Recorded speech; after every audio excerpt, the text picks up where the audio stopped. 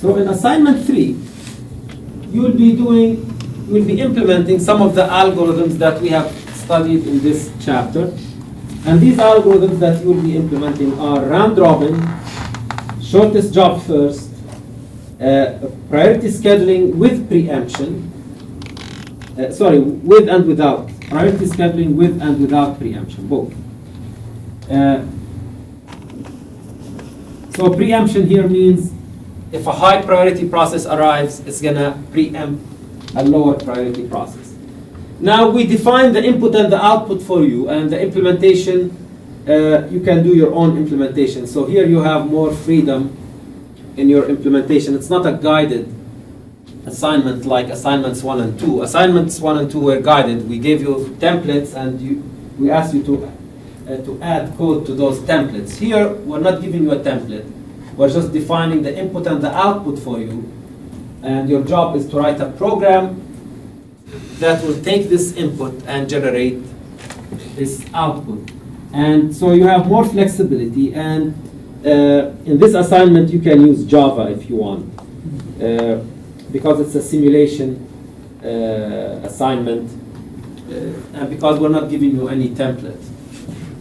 So now what we need to understand is the input and output formats. It's very straightforward. So I'm going to go through one of the examples.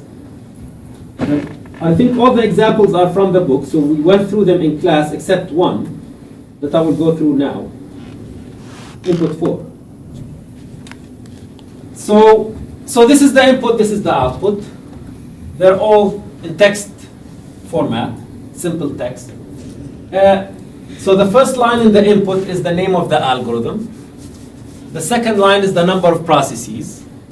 And then there is one line for each process. The first number on each line is the process number. Second number is the arrival time. Third number is the CPU burst length. And fourth number is what? It's the priority number. So priority number, smaller is better. Smaller numbers are encode higher priorities. Okay? And the output is basically the Gantt chart that we draw on the board, but in text format. So let's go through the example to illustrate how this works. So now we have, the algorithm is priority with preemption. And there are 4 processes. So let's first do it in the form of the Gantt chart, then see how the Gantt chart will compare with this textual format. Okay, so these are the arrival times. Arrival times are very important. Because when you are simulating, you are taking time into account. So at time 0, I only have one process in the ready queue. So my ready queue will initially have P1 only. And P2 will not arrive until time 3. So time 3, P2 will arrive. So time 0, you have only one option, which is scheduling P1. So we just put P1 on the CPU. Now, at what time will the scheduler have to make the next decision? Time 3. What's the event? P2 arrives. Yeah, P2 arrival. So P2 arrival at time 3.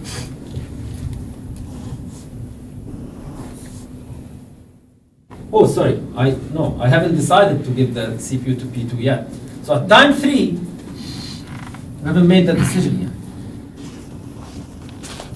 At time 3, we'll have to decide. Decide based on what? Based on the priority number.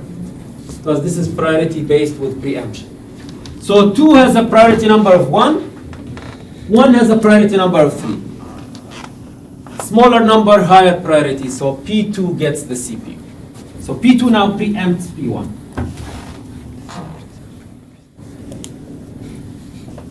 Now, when do we have to make the next decision? At time 4 or 5? 4. Why 4? Because the CPU burst of P2 is only one. Yeah, exactly. So basically you have two kinds of events. Two kinds of events to account for. The first kind of events is process arrival. And the second is process termination.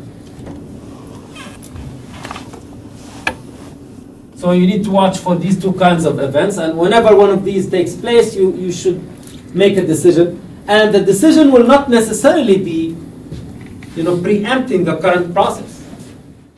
So now at time 4, P2 is done. So I have to make a decision. I will look at the ready queue. How many processes are in the ready queue at this point? Only one process, which is P1. Because P3 has not arrived yet. So P1 gets the CPU. Then at time 5, P3 arrives, and I have to make a decision. Now P3 has a priority number of 4, P1 has a priority number of 3. Who wins? P1 wins, so P1 gets to keep the CPU. So P3 does not preempt P1. Now, next event at time 6 is the arrival of P4, and P4 has a priority number of 2, so it preempts P1. So now P4 wins the CPU.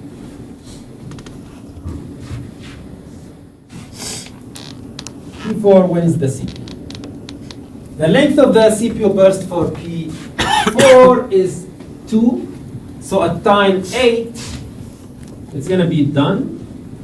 Now I look at the ready queue. Which processes do I have on the ready queue now?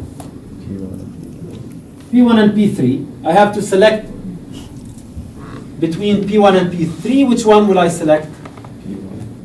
P1, because it has the smallest priority number. And how many time units does it need? How many time units does it need? So it has taken already 3 and 2. So 3 and 2, it got 5 out of 8. 5 out of 8, so it needs 3 more. 3 more time units. Then at time 11, P3 gets the CPU, and the length of the burst for P3 is 2, so it finishes at 30. Now, how does this Gantt chart compare with this textual representation? It's very straightforward. So this is saying, at time 0, give the CPU to process number 1. So these numbers here are process numbers. So this is time, this is process number. At time 0, give it to P1. At time 3, give it to P2. At time 4, give it to P1. At time 6, give it to P4, and so forth. Okay? So this is the interpretation of this textual representation of the output.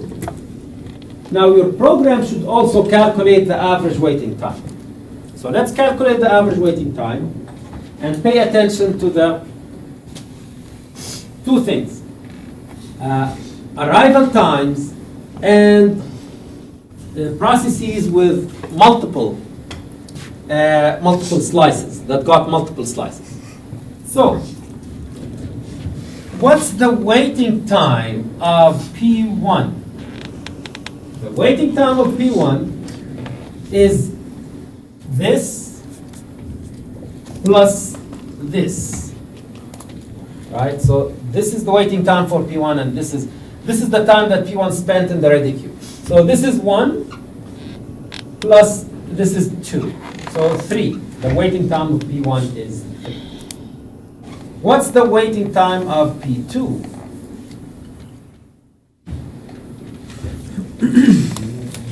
So it's 3 minus the arrival time, which is 3. That's 0. Waiting time of P3 P3 got the CPU at 11. When did it arrive? Don't forget the arrival time. So it arrived at 5. So it waited for 11 minus 5, and that's 6.